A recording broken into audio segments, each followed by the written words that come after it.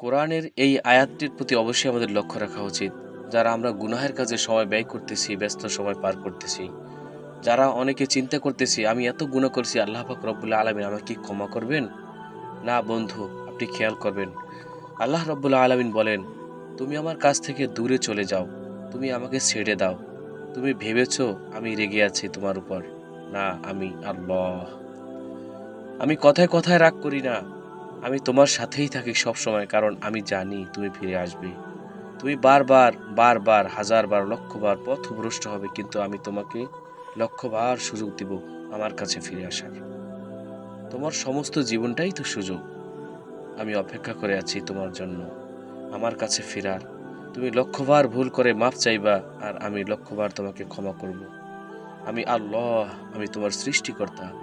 লা তাহজান ইন্নাল্লাহা মা'ানা, লা তাকনাতু মির রাহমাতিল্লাহ, ইন্নাল্লাহা ইয়াগফিরুয যুনুবা জামিআ।